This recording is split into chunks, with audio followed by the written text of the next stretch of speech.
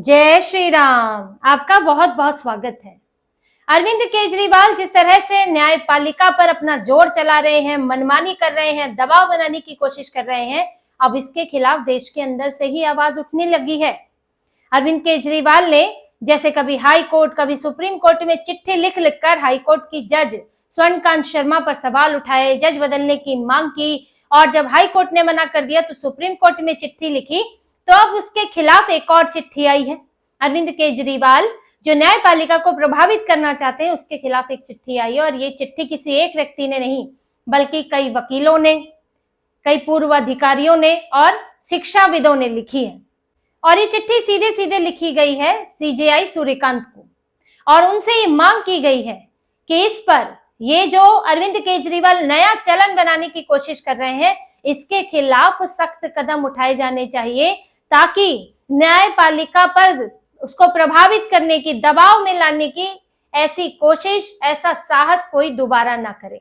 ये अरविंद केजरीवाल के खिलाफ चिट्ठी गई है, और इस चिट्ठी में ये साफ कहा गया है कि जिस तरह अरविंद केजरीवाल अपनी पसंद का जज चाहते हैं, जो मौजूदा जज हैं उन पर सवाल खड़े कर रहे हैं, संदेह पैदा कर रहे हैं, और कहीं ना कहीं न्यायपालिका की स्वतंत्रता और निष्पक्षता पर प्रहार है। इस पर उनसे आग्रह किया गया है सीजेआई से कि इस पर रोक लगनी चाहिए, इसके खिलाफ सख्त कदम उठाने चाहिए, ताकि न्यायपालिका को कोई प्रभावित ना कर सके, न्यायपालिका का सम्मान, उसकी संस्थागत गरिमा को बनाए रखें और इनके खिलाफ सख्त कदम उठाएं।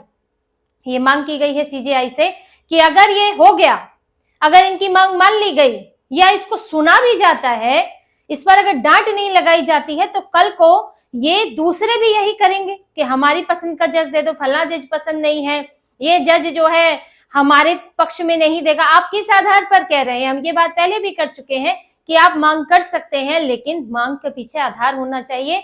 वो आधार हितों का टकराव हो सकता है कि जज के हितों का टकराव है, या जज का कोई संबंध हो सकता है, कोई ऐसी ठोस वजह हो सकती है जो आप बताएं, या फिर रोस्टर में उनका गलत तरीके से उनका डाल दिया गया है, उनकी बारी नहीं थी इस केस के लिए। यहाँ तो हाई कोर्ट के मुख्य न्यायाधीश कह चुके हैं कि भाई रोस्टर के हिसाब से दिया गया जस्टिस स्वर्णकांत शर्मा को, लेकिन आप यहाँ फिर सुप्रीम कोर्ट पहुंचे हैं। अब सुप्रीम कोर्ट में अभी इस चिट्ठी का जवाब आया नहीं है। इनकी एक अलग एसपीएल भी डली है, एक याचिका दूसरी भी डली हुई है, जिसमें इन्होंने, जो हाई कोर्ट ने स्टे लगाया या जो टिप्पणियां की उसके खिलाफ कुछ इन्होंने डाला हुआ है, उसमें सिसोदिया की तरफ से केजरीवाल की लेकिन चिट्ठी भी है, और चिट्ठी पर अभी तक सुप्रीम कोर्ट ने जवाब नहीं दिया है। अब कब जवाब देते हैं ये तो आगे देखना होगा, लेकिन हमारी भी गुजारिश यही है कि ऐसी तरीके अपनाने वालों को, ऐसे दबाव बनाने वालों को सख्त जवाब दिया जाना चाहिए, कड़ा जवाब दिया जाना चाहिए, ताकि दोबारा ये हिम्मत ना करे, न्यायपालिका को अपने हाथ का खिलौना ना समझे कि हम इस जज को उठा के वहां बिठा देंगे, इसको उठा के यहाँ बिठा देंगे और हमारी मनमर्जी से फैसला होगा। क्योंकि अरविंद केजरीवाल को डर तो ये लगने लगा है कि अब यहाँ पर जो इन्होंने अभी अपने आप को अभी कट्टर ईमानदार फिर से लगाना शुरू किया था, वो कट्टर फिर कट जाएगा और फिर ये बेईमान कहे जाने शुरू हो जाएंगे। क्योंकि इन्हें जो निचली अदालत से पूरी तरह छूट मिल गई, रिहा हो गए, तो इन्होंने तो कहना शुरू कर दिया जी, रोना धोना शुरू कर दिया था, फपक फपक कर रो रहे थे। अब यहाँ जब कोर्ट में, हाई कोर्ट में गया मामला, तो हाई कोर्ट ने कहा कि भाई जो ट्रायल कोर्ट ने जो बातें कही हैं उसको वाकई सुना जाना चाहिए, क्योंकि कुछ उसमें न्यायोचित नहीं लगती है, उनको प्रथम दृष्टया वो सही नहीं लगी।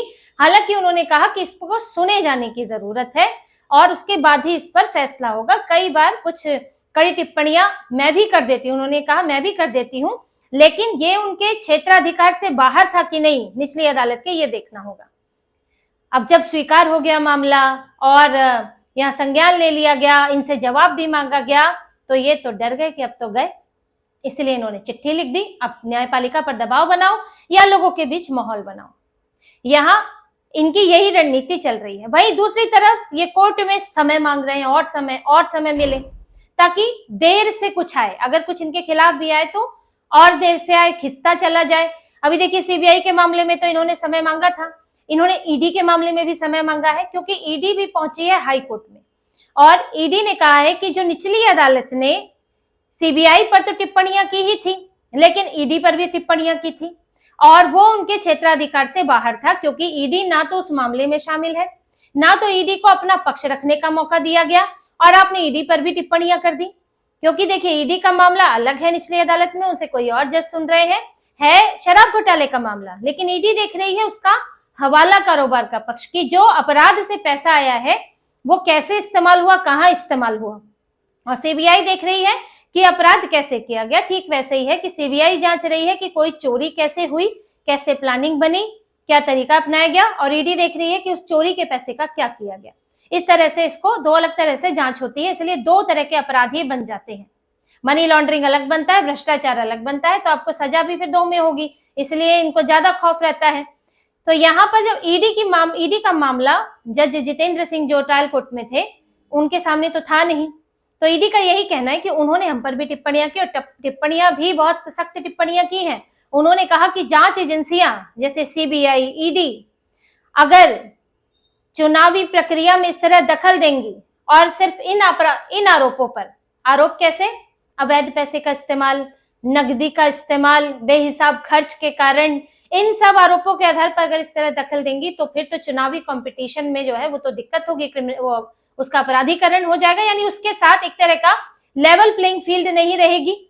तो एनफोर्समेंट डायरेक्टरेट ऐसे कैसे दखल दे सकता है। और फिर दूसरी बात, उन्होंने ये भी बोल दिया कि सीबीआई का अगर कोई मामला नहीं बनता है, जैसे कि उन्होंने तो माना शराब घोटाला हुआ ही नहीं, कोई भ्रष्टाचार हुआ ही नहीं, तो फिर ईडी का मामला भी नहीं बनता है, क्योंकि उसके लिए एक अपराध होना जरूरी है, जिसे कानूनी भाषा में प्रेडिकेट क्राइम कहते हैं। अब जब अपराध ही नहीं हुआ है तो ईडी का मामला कैसे बनता है।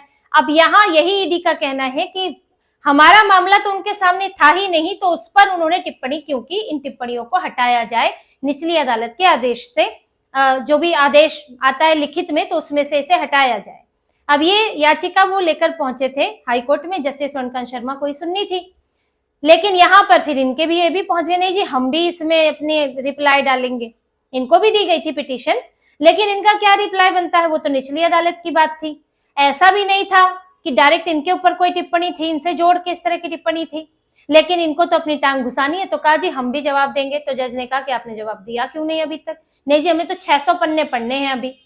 तो फिर जब रिक्वेस्ट करने लगे तो वही जज है जस्टिस स्वर्णकांत शर्मा, जिनकी ये शिकायत कर रहे हैं सुप्रीम कोर्ट में, और वो कह रही है कि चलिए ठीक है, उन्होंने ईडी से भी कहा कि ठीक है चलिए इनको अब जवाब देना है तो दे अपना जवाब, 2 अप्रैल को सुनवाई होगी और फिर हम इसके अंत तक पहुंचेंगे।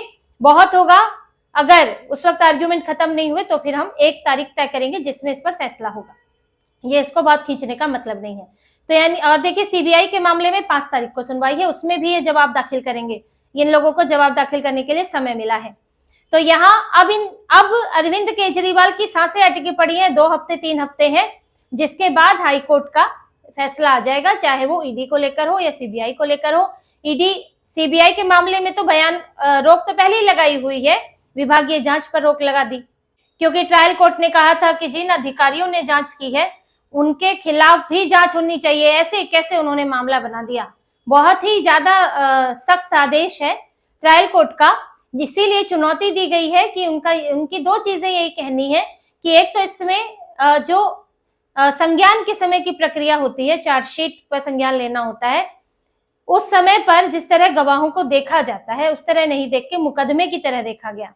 मुकदमे में आप गहराई में जाते हैं, लेकिन आप जब संज्ञान लेते हैं तो आप ऊपरी चीजें देखते हैं कि कड़ियां जुड़ रही हैं कि नहीं, एक अपराध स्टैब्लिश हो रहा है कि नहीं। अब वो हुआ है या नहीं ये मुकदमे में पता चलेगा, लेकिन उन्होंने इस तरह जज किया जैसे कि ये मुकदमा चल रहा हो, ऐसा कहना है सीबीआई का। दूसरा उनका कहना है, ईडी का भी कहना है कि क्षेत्राधिकार से बाहर जाकर टिप्पणियां की हैं और बहुत हार्श टिप्पणियां की हैं।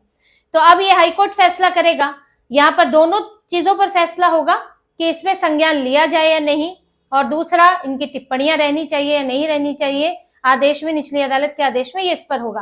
तो धुकधुकी चल रही है अरविंद केजरीवाल की कि कट्टर ईमानदारी फिर कट्टर बेईमानी में ना तब्दील हो जाए। अभी तो इन्होंने माहौल बनाना शुरू ही किया था, इसीलिए जज बदलवाना चाहते हैं, लेकिन जो मौजूदा हालात है लगता तो नहीं है कि जज बदलेगा। अगर ऐसा होता है तो फिर तो ये पेंडोरा बॉक्स है और फिर सब यही करने लगेंगे। कल को अगर ये नया जज अगर इसके लिए अलॉट करेंगे तो फिर तो सीबीआई के पास भी आधार बन जाता है कि हमको ये जज पसंद नहीं है जी, बस जज बदल दो। तो फिलहाल ऐसा लगता नहीं है कि सुप्रीम कोर्ट इस तरह की चीजों की शुरुआत करेगा, ये कुछ समय में पता चल जाएगा। और फिलहाल अब जवाब दे रहे हैं इनके 2-4 वकील मिलकर अरविंद केजरीवाल, मनीष सिसोदिया के, और इंतजार कर रहे हैं कि अगर इस बीच सुप्रीम कोर्ट जज बदल दे तब तो वो तारीख धरी की धरी रह जाएंगी, और आएंगी भी तो फिर नए जज होंगे, नए तरीके से शुरू होगा और लंबा खींचेगा। अब अगर सुप्रीम कोर्ट ने नहीं बदला तो फिर तो फैसला आएगा ही, और पता चलेगा कि अरविंद केजरीवाल जो ये माहौल बनाकर रख रहे हैं, ये माहौल कितना बन पाता है और इनको शराब घोटाले से छुटकारा मिलता है कि नहीं मिलता है। तो इसी तरह की और खबरें और विश्लेषण आपके लिए लाते रहेंगे, हमसे जुड़े रहिए, सब्सक्राइब कीजिए, कमेंट कीजिए। बहुत बहुत धन्यवाद। जय श्री राम।